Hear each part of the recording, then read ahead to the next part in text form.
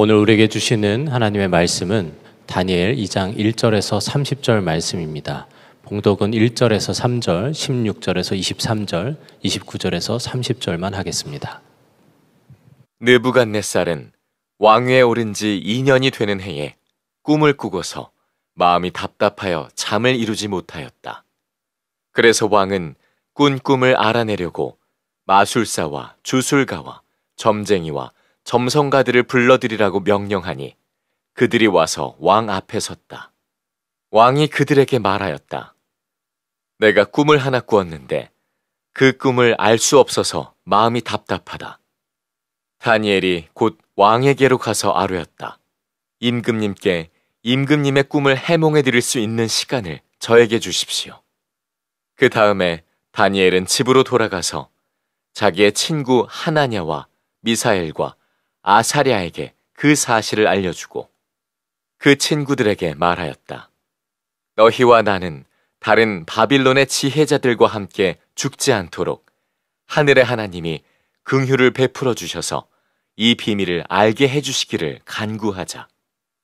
바로 그날 밤에 다니엘은 환상을 보고 그 비밀을 밝히 알게 되었다. 다니엘은 하늘의 하나님을 찬송하였다. 다니엘은 다음과 같이 찬송하였다.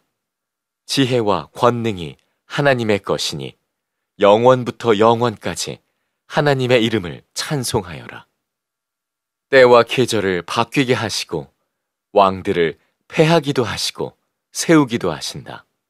지혜자들에게 지혜를 주시고 총명한 사람들에게 지식을 주신다. 심오한 것과 비밀을 드러내시고 어둠 속에 감추어진 것도 아신다. 그분은 빛으로 둘러싸인 분이시다. 나의 조상을 돌보신 하나님, 나에게 지혜와 힘을 주시며 주님께 간구한 것을 들어주시며 왕이 명령한 것을 알게 해주셨으니 주님께 감사하며 찬양을 드립니다.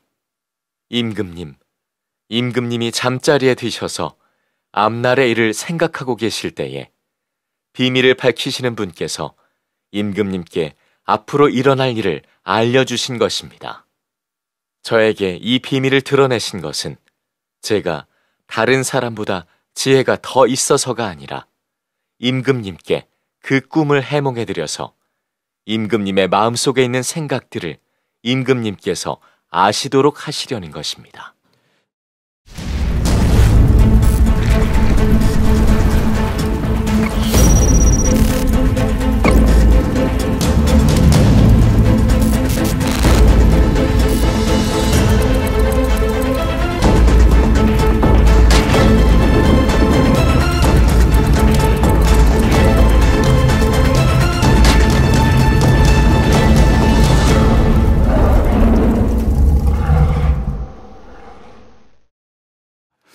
우리 다니엘 시리즈 세 번째가 되겠습니다. 위기는 기회다라는 제목으로 말씀을 나누려 합니다. 우크라이나 러시아 전쟁이 그치지 않고 자연재해가 전 세계적으로 계속 일어나고 있습니다. 아까도 기도하셨듯이 모로코 대지진으로 인해서 수천 명이 죽고 리비아의 대홍수로 또 댐이 무너져서 2만 명 이상 죽은 것이 아닌가 안타까운 소식이 들려옵니다. 북아프리카 지역은 대개 이슬람 지역이기 때문에 우리의 기도가 더 많이 필요한 것 같습니다. 기억해 주시고 기도해 주시면 좋겠고요.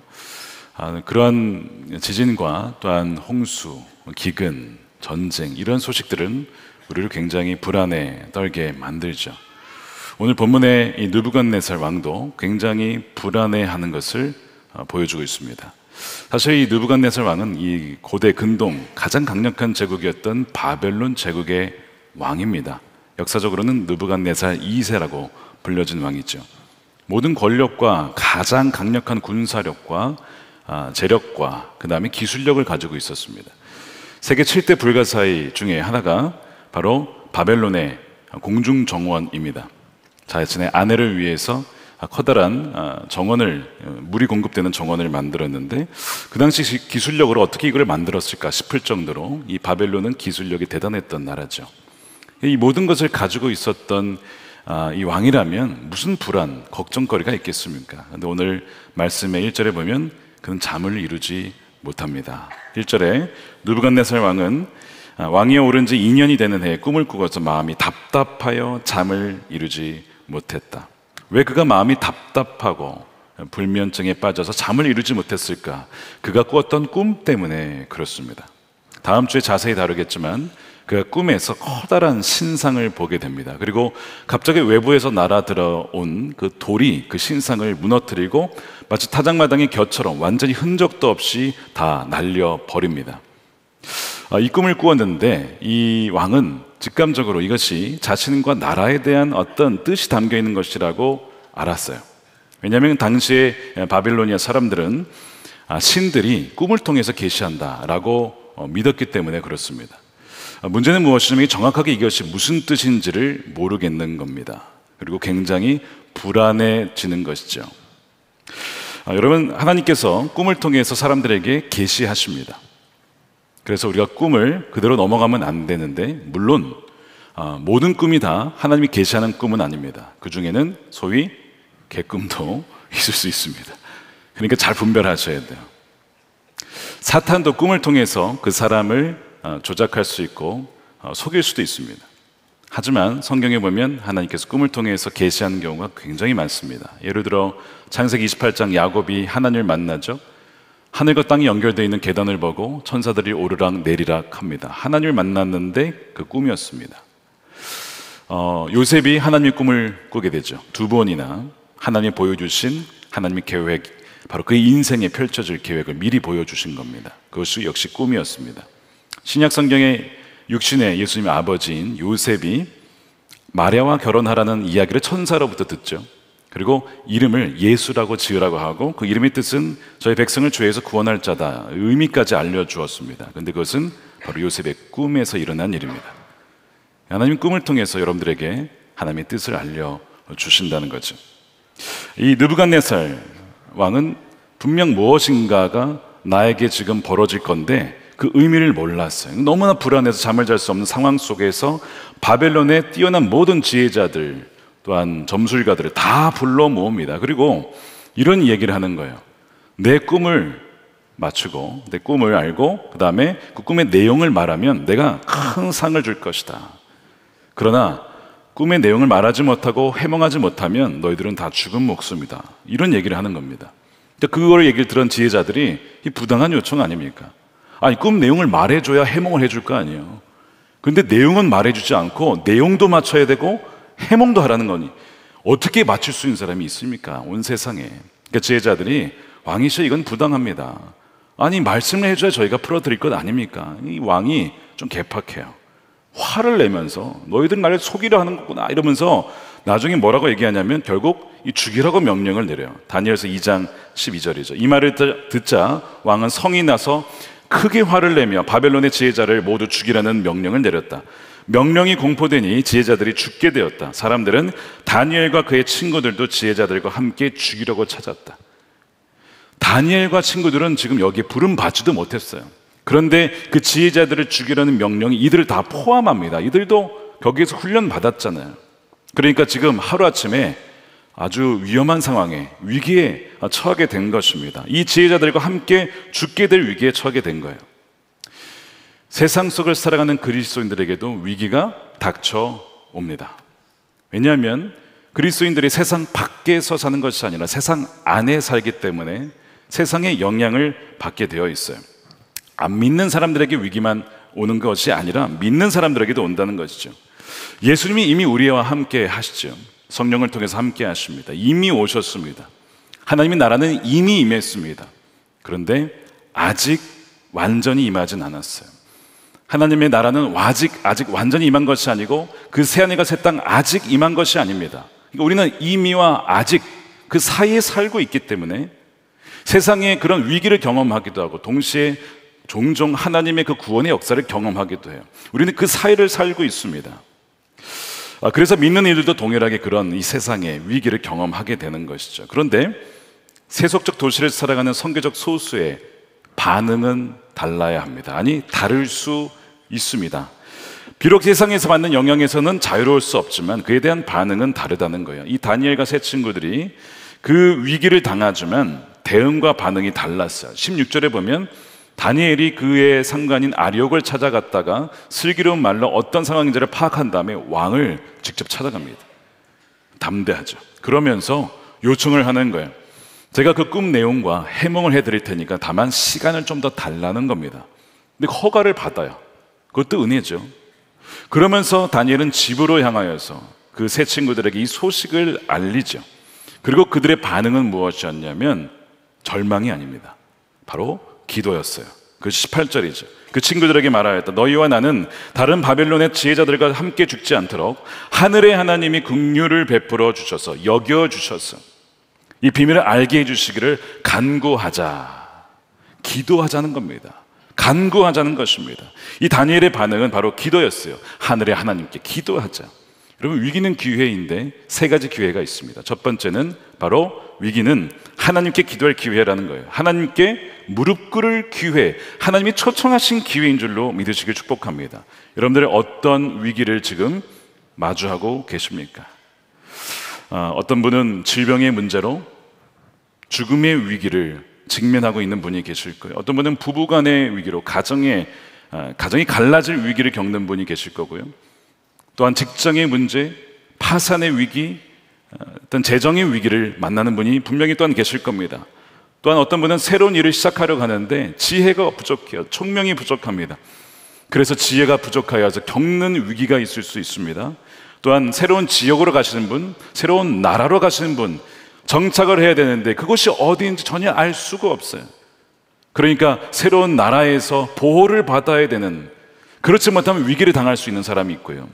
자녀의 위기가 있죠. 학교에서 관계적인 문제, 정서적인 문제, 또한 정체성이 흔들리는 그런 자녀들의 위기, 이 모든 위기들이요, 안 믿는 사람에겐 벌어지는 것이 아니고 믿는 우리에게도 세상 속을 살아가기 때문에, 그 안에서 살기 때문에 우리가 다 마주하는 위기들입니다. 그래서 사람은 위기를 피하고 싶어 하지만 이 위기는 늘 우리에게 다가온다는 것이죠. 그러나 이 재난과 위기 상황은 우리에게 일깨워 주는 것이 있습니다. 무엇이냐면 우리가 우리의 삶을, 우리의 운명을 지배하고 있었다라고 하는 착각, 과신을 일깨워 줍니다. 내가 내 인생을 통제하는 것이 아니구나 하는 것을 깨닫게 되고, 내 인생의 가장 중요한 삶의 우선순위가 잘못됐구나, 가장 중요한 일을 하지 못하고 덜 중요한 것을 가장 중요한 것처럼 여기며 사랑하며 살았구나 하는 것을 언제 깨닫냐면 위기의 순간에서야 깨닫는 겁니다. 그토록 우리가 무지하고 그렇게 우리가 영적으로 참 연약한 존재이죠. 그러므로 위기는요, 꼭 나쁜 것만은 아닙니다. 꼭 부정적인 것만은 아니에요. 왜냐하면 하나님께서 선물을 주실 때에는 시련과 역경이라는 포장지에 싸서 우리에게 주신 경우가 종종 있기 때문에 그래요. 다니엘이 친구들과 함께 간구합니다. 그리고 그 내용이 18절에 나오는데, 하늘에 계신 하나님의 이 은밀한 일에 대하여 불쌍히 여겨 주시사, 긍휼히 여겨 주시사, 이렇게 기도를 합니다. 자신들의 긍휼히 여겨달라는 겁니다. 5만 번 이상 응답받은 조지 뮬러, 리즈 하월즈와 많은 사람들에게 영향을 미쳤어요. 이분이 자신의 기도 응답의 비결을 여러 차례 공개했는데 그 중에 하나가 뭐냐면 이겁니다. 자기는 도움을 구하기 위해 자기의 약점을 하나님께 거듭해서 하나님께 내어놓으며 기도한다는 겁니다. 하나님, 저 이거 연약합니다. 이거 약점입니다. 하나님, 저 불쌍히 여겨주세요. 하나님께서 긍휼을 베풀어 주시지 않으면 저는 살 수 없는 존재입니다. 이것이 날마다 조지 밀러가 했던 기도거든요. 제가 말씀을 준비하면서 매일마다, 또한 강단에 오르기 전에 강단에 오른 다음에 계속 제가 무슨 기도할까요? 주님, 불쌍히 여겨주십시오. 주님이 함께하지 않으면 저는 그냥 울리는 꽹과리일 뿐입니다. 아무런 저에게는 힘이 없습니다. 그러나 성령이 역사하시면 말씀을 통해서 우리 성도들의 영혼을 깨우게 될 것입니다. 불쌍히 여겨주십시오. 이런 기도를 해요. 이 세속도시 한복판에서 이 다니엘의 집은요, 바로 교회가 됩니다. 기도하는 성전이 돼요. 하나님, 저희를 불쌍히 여겨주십시오.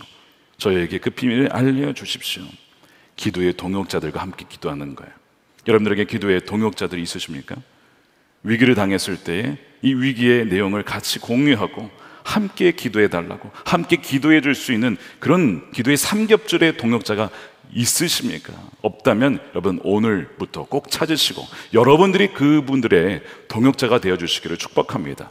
위기의 순간에 기도하는 동역자가 있는 것이 얼마나 감사한지 몰라요. 사도행전 12장에 베드로가 감옥에 갇힙니다. 위기를 만나죠. 혼자였으면 그를 위해서 누가 기도하겠어요? 그러다 감옥에서 그냥 죽는 거죠. 근데 성경에 보니까 온 교회가 그를 위하여 함께 기도하였더라. 얼마나 복된 일입니까? 그래서 그 베드로가 풀려나게 되죠. 그러니까 우리가 평소에는 잘 몰라요. 일이 뭐 잘 되거나 어떤 일이 없을 때는 나 혼자 잘 사는 것 같아요. 위기의 순간에 함께 기도할 수 있는 동역자 있는 것이 얼마나 든든한지 모릅니다.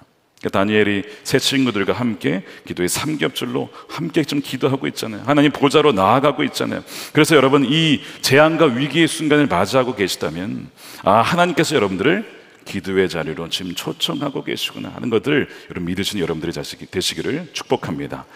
근데 위기는 단지 기도의 기회만은 아닙니다. 두 번째가 있어요. 위기는 감추어진 것이 드러날 기회입니다. 감추어졌던 것이 드러날 기회예요. 다니엘이 친구들과 함께 기도했죠. 그날 밤에 하나님의 응답이 주어집니다. 19절에 바로 그날 밤에 다니엘은 환상을 보고 그 비밀을 밝히 알게 되었다. 주님께 간구한 것을 들어주시며 알게 해주셨으니 다니엘이 감사합니다. 주님께 감사하며 찬양과 영광을 올려드립니다. 하나님께서 그 꿈의 내용과 그 의미까지도 다 알려주신 거예요. 그래서 그가 하나님께 감사와 찬양을 올려드리는 거죠. 하나님이 어떤 분이냐고 나오냐면 지혜와 권능이 하나님의 것이라고 되어 있습니다. 때와 계절을 바꾸시고 왕들을 패하시고 왕들을 세우시는 분이십니다. 온 세계를 경영하시는 분이 바로 하나님이십니다. 본래 하나님은요, 그 하나님의 경영, 이 세계를 이끌어 가시는 그 계획을 감추시거든요. 이걸 드러내 보이시지 않습니다. 그런데 하나님은 특정 사람에게는 특정한 때에는 그것을 감춰졌던 것을 보여주시고 드러내시는 분이십니다. 22절에 심오한 것과 비밀을 드러내시고 어둠 속에 감추어진 것도 아신다. 그분은 빛으로 둘러싸인 분이시다. 심오한 것, 이 은밀한 것, 깊은 것, 이 하나님의 세상을 향하는 계획이에요. 이것은 감추어져 있지만 사람들에게 알리는 거예요. 여러분, 앞이 캄캄하십니까? 절망스러우십니까? 우리는 무지하죠. 한 치 앞도 내다볼 수가 없습니다. 그런데 오늘 말씀에 하나님께는 모르시는 것이 없다고 했어요. 하나님께는 나는 너의 길을 잘 모르겠다, 그런 일은 없다는 것입니다. 하나님은 어둠 속에 무엇이 있는지, 그런데 무엇이 감추어져 있는지 여러분 다 아신다는 것. 심지어는 하나님 그 흑암 속에, 잘 기억하십시오, 흑암 속에 보화를 두시기도 하십니다. 이사야 45장 3절 말씀에 너에게 흑암 중에 보화, 어디에 있다고요? 보화가 흑암 중에, 어둠 속에. 내가 보기엔 어둠이에요. 내가 보기엔 흑암이에요. 근데 그 안에 뭐가 있다고요?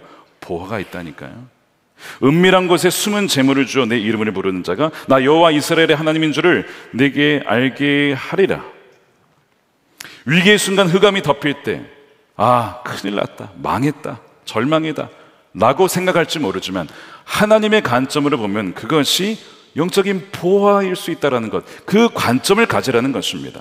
하나님이 그 감추인 것을 하나님의 사람들에게 보여주세요. 예를 들면 모세 같은 경우에 하나님 뭐라고 하시냐면 나는 모세에게 숨기는 것이 없어.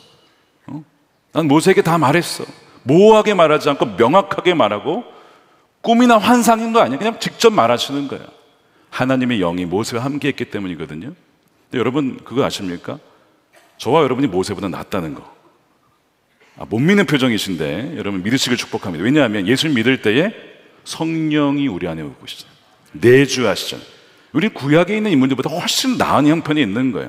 성령이 직접 우리에게 오셨기 때문에 그분이 알려주시는데 고린도전서 2장 9절 11절 보면요, 눈으로 보지 못하고 귀로도 듣지 못하고 마음으로도 떠오르지 않았던 것들을 하나님께서는 자기를 사랑하는 사람들에게 어떻게 해요? 마련해 주셨다.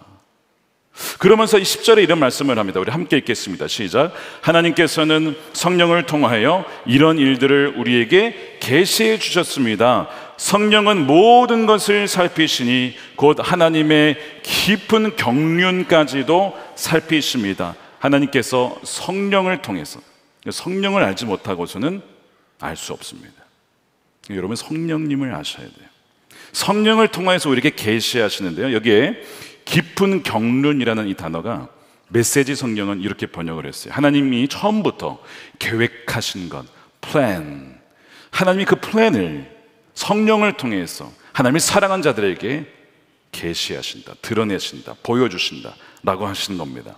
예수님께서 요한복음 14장 26절이죠. 성령께서 너희에게, 내가 너희에게 성령을 줄 것인데 성령께서 너희에게 모든 것을 가르쳐 줄 거다.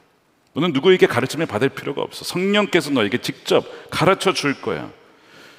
성령님은 그분과 친밀히 겸손히 동행하는 자에게 자신의 그 뜻을 드러내십니다. 그래서 오늘 본문 30절에 보면 다니엘이 무슨 고백을 하냐면 이렇게 얘기를 합니다. 저에게 이 비밀을 드러내신 것은 제가 다른 사람보다 지혜가 더 있어서가 아닙니다. 다니엘의 겸손입니다. 다니엘은 겸손했어요. 저에게 지혜가 부족합니다. 불쌍히 여겨주십시오 라고 했을 때 하나님은 그에게 하나님의 경륜, 깊은 하나님의 계획을 보여주셨죠. 다니엘은 자신에게는 그런 능력이 없다는 것을 분명히 알았고 그것을 고백합니다. 그런 자가 아니라는 것이죠. 그런데 이것이 비결이에요. 하나님이 이 자에게, 이런 자에게 하나님의 뜻을 보이십니다. 종종 이런 질문이 듭니다. 왜 하나님 저에게는 또 우리에게는 하나님의 그 깊은 뜻과 계획을 알려주지 않으십니까? 내일 일도 안 알려주십니까? 이런 생각하실 때가 있잖아요. 어쩌면 이것 때문인지도 몰라요. 우리는 겸손하기보다 교만합니다. 조금만 알면 사람들에게 자랑하고 싶어 합니다. 내가 하나님의 뜻을 알았어. 하나님이 나에게 계시해 주셨어. 내가 당신보다 더 지혜롭고 내가 더 영적이지 않은가? 라고 하는 생각. 교만은 하나님을 대적하는 것입니다. 그러나 겸손은 하나님의 은혜를 얻게 하거든요. 하나님께서 그에게 지혜와 총명을 부어주십니다. 우리에게 이 주님의 겸손, 이 다니엘의 겸손 배우기를 원합니다. 하나님은 요셉에게도 모세에게도 다니엘에게도 하나님의 계획과 깊은 경륜을 드러내 보이셨어요. 그래서 성령의 사람들, 기도한 사람들에게 하나님의 계획을 알려주십니다. 제가 한 가지 이야기를 들려드릴게요. 지금은 돌아가셨습니다. 김흥호 교수님이라는 분이 계셨는데요. 이분은 1912년생이시고 일본 와세다 대학 법학부를 졸업하신 후에 미국에서 감리교의 안수를 받으시고 한국에 돌아오셔서 이화여대 교수를 하십니다. 그리고 은퇴하시고 감리교 신학대학교 종교철학과 교수를 하셨어요.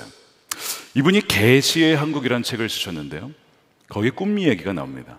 이분이 8.15 해방 이후에 평양에 갔다가 다들 이제 하나님 해방시켜 주셨습니다. 이제 부흥회를 였는데 거기에 함정교회라는 곳에 갔다가 거기에 목사님과 하룻밤을 보내게 됩니다. 근데 이 목사님은 일제강점기 시절 이 나라가 너무나 절망스럽잖아요. 하나님께 이렇게 계속 기도를 했대요. 하나님, 이 한국을 버리지 말아 주십시오. 죽어버린 한국을 다시 살게 해 주십시오. 부활의 기도를 계속 끊임없이 드린 것입니다. 그런데 해방 전인 1945년 4월 9일 새벽에 기도를 하다가 꿈을 세 가지를 꾸게 됩니다. 첫 번째 꿈은 이거였어요. 한쪽 벽면에 빛이 쫙 비치더니 한반도 지도가 보입니다. 그리고 가운데 선이 싹 그어지는 거예요. 남쪽으로는 따뜻한 기온이 느껴지지만 북쪽으로는 차가운 기온이 느껴지고 시베리아 지역 북쪽에서 한 호랑이가 내려오는 그 꿈을 꿉니다. 이것이 첫 번째 꿈입니다. 그리고 두 번째 꿈을 꾸는데 역시 한반도 지도가 나타나고 중간에 그어졌던 선이 더 분명해지면서 아예 만리장성처럼 이렇게 쫙 높아지더라는 것이죠. 그리고 그 북쪽 호랑이가 점점 더 남쪽으로 내려오더니 압록강을 건넙니다. 북쪽 사람들이 그때부터 남쪽으로 내려오면서 이 벽을 넘어오려고 다 발버둥 치는 모습이 보입니다. 그리고 그 호랑이가 벽을 넘어왔어요. 사람들이 앞다투어 남쪽으로 밀려 내려갑니다. 그때 대만 해상의 북쪽이죠. 우리로서는 서해상이죠. 큰 사람들 한 7, 8명이 바닷속에서 갑자기 쑥 올라오는 거예요. 이렇게 신기하죠. 그리고 한반도에 들어오더니 그 호랑이를 잡아다가 북쪽으로 몰아내더니 철장 속에 호랑이를 가두어 버립니다. 이거 두 번째 꿈입니다. 그리고 기도하다가 세 번째 꿈을 꿔요. 세 번째 꿈은 갇혀있던 호랑이가 나오게 됩니다. 그리고 남쪽을 향해 내려오기에 이 목사님 있는 힘을 다해서 그 호랑이와 싸우는 겁니다. 사투를 벌였는데 결국 그 호랑이가 쓰러지고 자기도 정신을 잃고 지쳐서 쓰러졌는데 눈을 떠보니까요, 한반도 전역에 사람들이 태극기를 흔들며 만세를 외치고 있더라는 거예요. 이게 세 번째 꿈인데 언제 꿨다고요? 4월 9일 1945년 아직 해방 전이고 38선 없을 때입니다. 이 꿈이 무슨 내용인지 모르겠는 거예요. 그러니까 이 김홍원 교수님이 만났을 때는 한 33살이었지만 대학을 나왔으니까 혹시 알겠거니 해서 이 이야기를 그때 만났을 때 이야기를 해서 해몽을 부탁을 드린 겁니다. 근데 모르겠는 거야. 이분도 들어본 이게 무슨 내용일까. 근데 몇 개월 뒤에 해방이 이루어집니다. 8.15가 됐죠. 그리고 얼마 되지 않아서 정말로 북위 38도에 선이 그어집니다. 1947년이 되자 이 북쪽에 있었던 함정교회 목사님이 이분을 찾아오더니 지금 북한 상황이 좋지 않다는 거예요. 점점 공산화되어 가고 있고 소련이 또 김일성이 그렇게 움직이기 때문에 이제는 자기는 갈 수 없다. 교인들을 두고 내가 어떻게 가냐 이거예요. 그러니까 당신이 남쪽으로 가서 이 계시의 내용을 사람들에게 알리면서 기도하라고 그렇게 보내는 거예요. 그래서 이분이 남쪽으로 이남을 하시게 된 거예요. 이 하나님께서 꿈을 통해서 뭘 보여주셨습니까? 6.25 전쟁, 5년 뒤에 벌어질 6.25 전쟁을 보여주셨죠. 그 위기에서 서쪽의 사람들, 바닷속에서 갑자기 올라온 사람들 누굽니까? 연합군입니다. 미군과 연합군. 그래서 이제 그 위기를 막게 되고요. 그래서 나라를 위해서 기도하고 사랑하는 이들을 통해서 하나님께서 한국을 지켜주시는구나 하는 것을 보여주신 것이죠. 그런데 이 세 번째 꿈은 아직 이루어지지 않았습니다. 세 번째 꿈. 세 번째 꿈에서 호랑이와 싸운 사람은 누굽니까? 이 목사님이었는데 목사님은 누구를 상징할까요? 그리스도인입니다. 그리스도인들이 호랑이와 맞서서 치열하게 싸웁니다. 그리고 호랑이는 죽고, 물론 이분도 지쳐 쓰러지긴 했지만 죽지는 않았어요.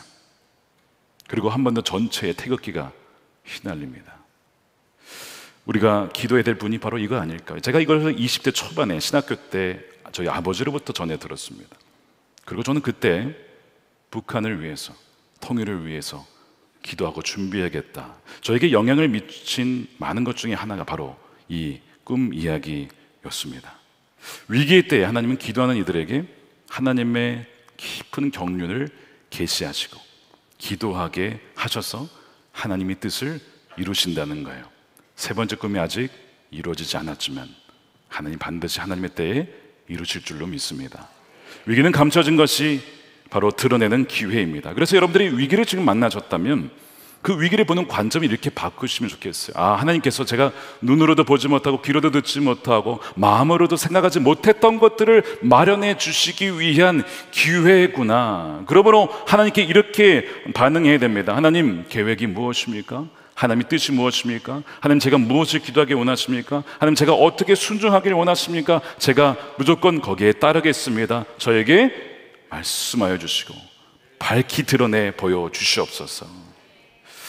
다니엘은 위기를 기도하는 기회로 삼았습니다. 그리고 하나님은 위기의 때에 자신의 계획을 드러내 보여주셨죠. 저는 지난 목회 연구단을 보내면서 기도하고 말씀 묵상을 하는 가운데 이 다니엘서를 연구를 하게 되었습니다.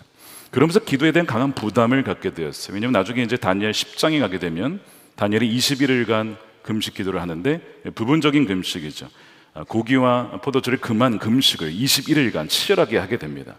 제가 그 말씀을 읽는 가운데 제게 우리 온 교우가 함께 그 기도에 동참해야 된다라는 마음의 부담이 들었어요. 근데 다니엘 10장을 다루게 될 날짜 12월인데요. 그때부터 21일을 카운트하니까 12월 31일이 됩니다. 그러니까 연말까지 딱 21일이 끝나요. 그리고 2차 기도를 시작해라. 그것이 1월 1일부터 1월 21일까지. 두 번의 부담을 주셨고 앞으로 계속해서 이 21일 기도를 하라고 말씀을 주셨어요.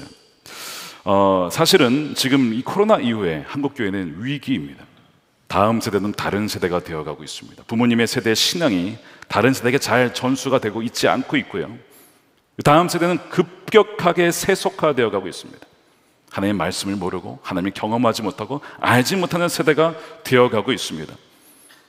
지난번에 우리 수련회 갔더니 지방에 한 목사님이 자기 이제 목회를 그만두겠습니다. 이제는 목회를 못하겠다는 거예요. 그런 분들이 속속 나오기 시작해요. 교회가 문을 닫기 시작하고요. 신학교에 학생들이 잘 오지 않습니다. 교회가 약해지니까 신학교도 같이 약해지고 신학교가 약해지니까 또한 교회가 약해지고 이런 위기에 우리가 지금 직면하고 있는 것이죠. 그래서 주님께서 단지 기도가 아니라 기도와 금식 외에는 이런 유가 나갈 수 없다. 기도와 금식 외에는 안 된다. 그 마음을 주시는 거예요. 그러면서 제가 이런 상황들이 굉장히 부담이 되면서 동시에 하나님께서 위기의 때 자신의 계획을 드러내시니까 하나님이 놀라운 계획이 있으시구나 하는 기대감과 설렘이 동시에 공존하는 겁니다. 그 일환으로 이번에 목요일, 금요일에 우리 홍투 리오 목사님이 오시게 되는 거예요. 이분은 7년 전부터 이 에즈베리 대학의 부흥을 위해서 기도하라, 그래서 거기에 순종해서 기도하시던 분이죠. 그리고 정말 지난 2월에 미국 켄터키 에즈베리 대학에 정말 MZ세대의 부흥이 일어났습니다. 그 기도로 주역이 되었던 분이신데, 제가 그때 그 페이스북으로 이분과 친구가 되어서 메시지를 몇 번 주고받았습니다. 그리고 그때 그거를 담아서 제가 설교 때 한번 금요 성령 집회 때 말씀한 것을 아마 기억하실 겁니다. 이분이 좀 한국에 오시면, 우리 교회 오시면 좋겠다 했는데 제가 어떻게 초청을 하겠습니까? 그리고 이렇게 지나갔는데요, 7월 말에 제가 연구단을 보낼 때에 우리 교회 파성 선교사님이신 노성천 선교사님이 방콕에 가셨다가 우연히 그분을 만납니다. 신기하죠? 그 대화를 하던 중에 그 홍트리오 목사님이 그런 얘기를 하시더래요. 하나님께서 자기에게 한국을 가라 하셨대요. 그래서 한국 어디로 가시냐 했더니 어디로 가는지는 얘기는 안 하셨대요. 너무 이상하잖아요. 제가 그 얘기를 전해 듣고 우리 교회로 하나님께서 보내주는구나. 선교사님, 그분 우리에게 초청하십시다. 저희가 숙소를 제공하고 저희가 모실 테니까 한번 말씀드려 보십시오. 마침 기간이 딱 맞았던 거예요. 그래서 이번 주 목요일에 오셔서 세미나를 진행하시고 금요일에는 금요 성경 집회 말씀을 전해 주십니다. 저는 이분이 세례 요한과 같은 역할을 하는 분이라고 생각이 됐어요. 세례 요한은요, 주님이 오시는 길을 예비하는 것이죠. 주의 오실 길을 예비했던 분입니다. 기도하는 세대와 금식하며 기도하는 그 기도의 용사들을 일으키고자 오는 분이구나. 그래서 우리는요, 사람 주목하면 안 됩니다.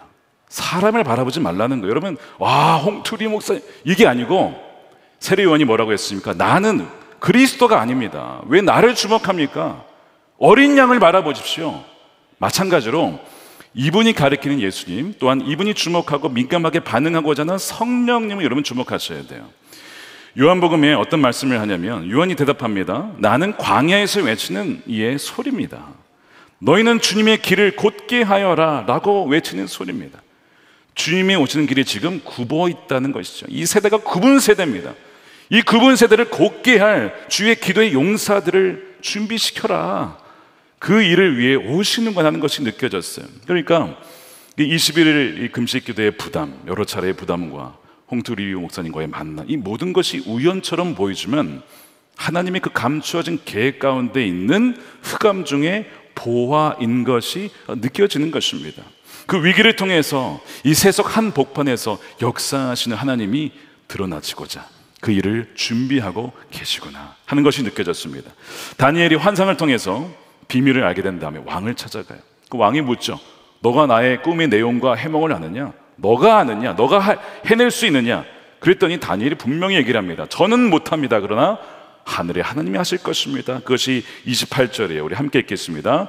비밀을 알려주시는 분은 오직 하늘에 계시는 하나님뿐이십니다. 하나님은 느부갓네살 임금님께 앞으로 일어날 일이 무엇이라는 것을 알려주셨습니다. 지금 다니엘은 세속도시 이 한복판 이 왕궁에서 지극히 세속적인 왕 앞에서 누구를 증거합니까? 살아계신 하나님, 자신의 정체성을 드러내면서 나는 하나님을 믿는 사람인데 하늘의 하나님께서 이것을 알려주십니다. 해몽해 주십니다. 그러면서 그 앞에서 사실은 뭐 하는 겁니까? 지금 선교하는 것이죠. 놀라운 역사예요. 그러니까 위기는 뭐라고요? 위기는 믿지 않는 자에게 하나님을 드러낼 기회가 되는 것입니다. 여러분의 위기를 만나셨다면 하나님께서 여러분을 통해서 하나님이 증거되기 위해서 이 기회를 주셨구나 하는 것을 믿으시기를 축복합니다. 그것은 기도 없이는 안 된다는 거예요. 기도의 동역자들을 모으셔야 됩니다. 그러면 바로 여러분들을 통해서 그 일을 행하신다는 것이죠. 이에 대한 위기의 때 바로 기도로 하나님의 경륜이 드러난 역사적인 사건들이 너무나 많습니다. 그 중에 하나 이야기를 하고 마치려고 합니다. 1940년 5월에 독일의 나치가 프랑스를 침공하는데요, 준비하지 못했던 나라 금방 점령을 당합니다. 그래서 연합군과 영국군이 몰려서 어디로 가게 되냐면, 여러분 아시죠? 덩케르크에서 거기에 모이게 됩니다. 거기에 몰린 사람들만 바로 33만 8천 명입니다. 이 덩케르크에 이 사람들이 다 몰살당할 위기에 처하게 된 거예요. 그래서 5월 22일에 영국의 조지 6세 왕이요, 기도의 날로 그날 선포합니다. 우리 다 기도해야 됩니다. 이들이 다 죽을 위기에 처해 있습니다. 그때 영국에 있었던 이 리즈 하월즈, 자, 조지 뮬러에게 영향을 받은 사람이에요. 리즈 하월즈가 자신의 기도 동역자들, 학생들과 함께 이 덩케르크에 있는 위기에 처한 사람들을 위해서 기도하기 시작합니다. 그리고 이 노만 그럽이라고 하는 리즈 하월즈의 전기 작가가 5월 28일자 일기에 이렇게 기록을 했어요. 리즈는 학생들과 함께 모여 하나님께서 덩케르크에 개입하셔서 이 군인들을 구해 주시기를 간절히 기도했다. 5월 29일 일자입니다. 리즈는 말했다. 우리 기도에서 중보가 이루어진다는 사실을 명심하십시오. 이 전투는 성령의 전투입니다. 오늘 밤 자신의 밖에 있는 성령을 보십시오. 그분은 전쟁터에서 칼을 뽑고 서 있습니다 라고 하면서 다 같이 연합으로 그 나라와 그 군인들을 위하여서, 그 젊은 군인들 아닙니까? 자신의 자녀들이죠. 기도하기 시작했습니다. 그리고 덩케르크에 기적이 일어납니다. 폭풍이 몰아쳐서 철수에 굉장한 어려움을 겪게 됩니다. 그런데 갑자기 바다가 고요해지는 거예요. 바다가 고요해지더니 영국에서 민간인들이요, 뭐 했습니까? 어선과 예인선을 가져와서 막 배를 끌고 오는 거예요. 목숨 걸고 오는 것이죠. 나라가 위기에 처해져 있을 때 그들이 나섰고요, 또한 굉장히 일기가 좋지 않았지만 폭풍을 잠재워 주셔서 그 수십만 명의 군인들이 무사히 영국으로 건너가게 됩니다. 사람들은 이것을 덩케르크의 기적이라고 부릅니다. 이 기록이요, 윈스턴 처칠 회고록에도 기록이 되어 있습니다. 기이한 일이 벌어졌다라고, 기적이 일어났다라고. 사람들은 기적이라고 얘기하지만 이것은 뭡니까? 위기의 때에 믿음의 기도로 함께 중보한 자들에게 응답하신 하나님의 개입의 역사인 것이죠. 놀라운 역사가 있었고요, 역시 우리나라도 마찬가지입니다. 그리고 앞으로도 하나님께서 그 일을 계속 이루실 줄로 믿습니다. 사랑하는 여러분, 어떠한 위기를 지금 만나셨습니까? 위기는 뭐라고요? 기도할 기회입니다. 위기는 숨겨진 것이 드러날 기회입니다. 위기는 하나님께서 믿지 않는 사람들에게 자신을 드러낼 기회라고 하는 것이죠. 우리가 이것을 믿을 때에 세속도시 안에서 살아가지만 신앙의 소수, 이 선교적인 소수로 살아가면서 하나님께서 여러분들의 가정과 일터에서 하나님이 역사하실 것을 믿고 그렇게 믿음으로 나아가는, 그리고 하나님을 경험하는, 그리고 하나님을 증거하는 저 여러분들의 삶이 되시기를 우리 주님의 이름으로 축원드립니다. 아멘. 우리 함께 기도하겠습니다. 이 시간 기도할 때에 여러분들 지금 마주하고 있는 다양한 삶의 위기들을 떠올려 보십시오. 그러나 그 위기만을 바라보지 마십시오. 우리가 바라봐야 할 분은 바로 하나님입니다. 우리와 함께 계시고 보좌에서, 하늘 보좌에서 온 세계를 경영하시는, 그 모든 깊은 경륜으로 계획으로 세상을 이끌어 가시는 우리 보좌에 계신 하나님을 바라보십시오. 그리고 성령을 통해서 우리에게 계시하시는 하나님, 그러므로 우리 위기에 좌절하지 아니하고, 위기는 바로 하나님께 나아갈, 보좌 앞으로 나아갈 기회이고, 하나님 숨겨진 계획이 드러낼 또한 기회이고, 또한 하나님께서 이 세상 한복판에 나타나시고 개입하실 기회인 줄로 믿어 의심치 아니하오니 주여 우리의 기도에 응답하여 주시고 위기를 뛰어넘어서 역사하신 하나님을 경험하게 해달라고 우리 동성으로 함께 기도하겠습니다. 하나님 감사합니다. 주님, 그렇습니다. 우리 함께 하신 주님을 찬양합니다. 모든 위기와 하나님 어려움 속에서 우리 위기만을 묵상하는 것이 아니라 위기를 넘어서 그 안에 흑암 중에 감추인 보화를 발견하게 하여 주시옵소서. 그런 믿음의 눈을 우리에게 허락하여 주시기를 원합니다. 사랑하는 성도들의 삶 가운데, 가정 가운데, 직장 가운데, 자녀들 가운데 여러 가지 지금 위기 가운데 있는 자가 있습니까? 주여, 우리가 두 손을 들고 주 앞에 간절히 믿음으로 기도하며 나아갈 때에 멸시치 마시고 불쌍히 여겨 주시옵소서. 우리를 공의히 여겨 주시옵소서. 다음 세대를 공의히 여겨 주시고 죽어가는 저 세대들 가운데 하나님께서 저들을 건져주시며 덩케르크에 빠져 죽어갈 아버지 위기에 있는 저 다른 세대를 건져주시는 놀라운 하나님의 역사가 있게 하여 주시옵소서. 하나님, 우리가 정말 위기의 시대에 살고 있습니다. 가정의 위기, 부부의 위기, 재정의 위기, 자녀들의 위기를 겪고 있습니다. 질병으로 인하여서 또한 죽음의 위기를 맞이한 분도 있습니다. 무엇보다도 우리 다음 세대가 마치 덩케르크에 몰려서 몰살당하기 직전에 있는 다른 세대가 되어버린 이 시대에 우리가 살고 있습니다. 주님, 우리 다음 세대를 불쌍히 여겨 주옵소서. 그들을 긍휼히 여겨 주옵소서. 세속화가 되어가는 이 세상 속에서 하나님, 구별된 다니엘과 같은 세대를 주여 일으켜 주시기를 원합니다. 하나님, 위기의 때 우리가 더욱더 무릎으로 주님께 나아가기를 원하오니 주여 하나님, 우리가 있는 곳이 가정이든 직장이든 자동차든 어디든지 그것이 바로 하나님의 기도의 성전이 되게 하여 주시옵소서.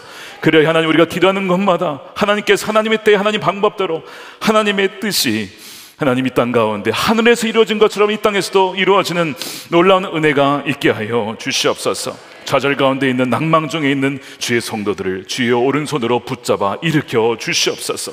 불쌍히 여겨주시고 아버지, 긍휼하게 달라는 기도에 외면치 마시고 함께 하시는 주님, 우리 가운데 역사하시는 주님, 그리하여 하나님 다시 한번 일어나 세상 한복판에서도 하나님을 증거하며 하나님의 역사가 드러나는 그 놀라운 일을 경험하는 우리 모두가 되어서 하나님께 우리 입술로 찬양과 감사와 영광을 올려드릴 수 있도록 하나님, 우리를 인도하여 주시옵소서. 이 시간에 귀한 것으로 구별하여 올려드리며 11조로 감사헌금으로 성경금과 건축헌금으로 주님께 올려드립니다. 주님, 동시에 우리의 마음과 우리의 인생을 주님께 드리오니 주님의 뜻에 마음껏 하나님, 마음껏 쓰실 수 있는 우리의 삶이 될 수 있도록 하나님 사용하여 주시옵소서. 하나님, 우리 나라를 긍휼히 여겨 주시옵시고 하나님을 경외하는 나라가 되게 하여 주옵소서. 북한에 억눌려 있는 주의 사랑하는 백성들, 철창 속에 갇혀 있는 주의 하나님 백성들을 긍휼히 여겨 주시옵소서. 김국기 목사님과 김종국 목사님, 최충길 선교사님, 장문석 집사님 비롯한 사랑하는 주의 억류되어 있는 주의 종들을 속히 풀어주시고 복음으로 말미암아 모든 벽이 허물어지고 하나가 되어지는 놀라운 통일의 역사가 속히 일어나게 하여 주시옵소서. 하나님, 땅끝까지 복음이 증거되고 막혀있는 모든 성교의 문이 열려지게 해주셔서 다시 오실 주님의 길을 예비하고 하는, 곧게 하는 하나님의 백성들이 더욱더 일어날 수 있도록 하나님 인도하여 주시옵소서. 감사하며 우리 주 예수님의 이름으로 간절히 기도드리옵나이다. 아멘. 다 같이 일어나셔서 우리 함께 찬양하겠습니다. 나의 기도하는 것보다 찬양하겠습니다.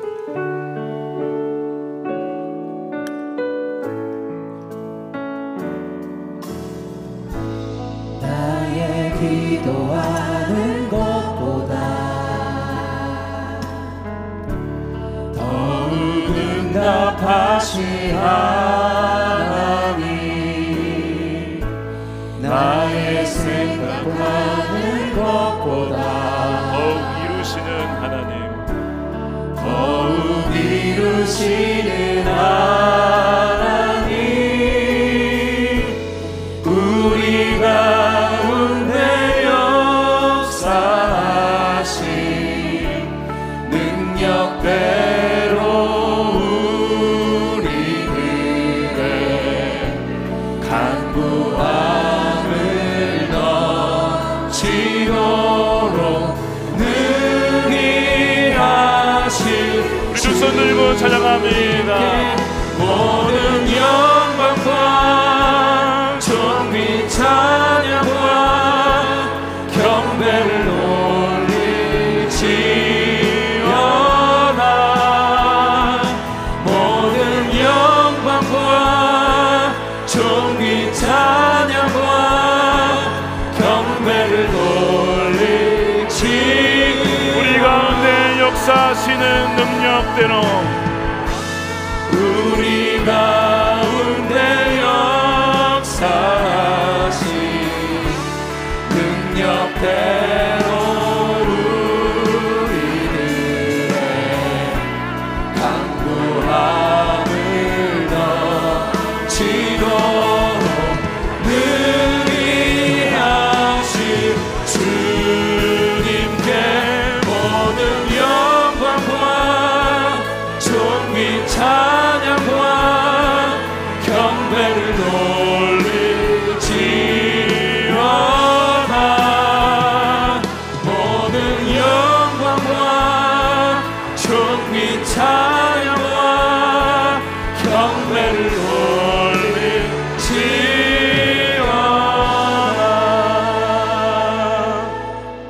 이제는 우리의 영원한 생명 되시고 주인 되신 예수 그리스도의 크신 은혜와 아버지 하나님의 풍성하신 사랑하심과 우리를 버려두지 아니하고 늘 우리 함께 하시는 성령님의 내주하심이 오늘 말씀을 따라 위기를 기회로 바꾸어 기도의 자리로, 또한 하나님을 드러내는 영광의 자리를 삼하며 나아가는 우리 사랑하는 모든 성도들의 가정과 일터와 사랑하는 자녀들 다음 세대 가운데 영원히 함께 하시기를 간절히 축원하옵나이다.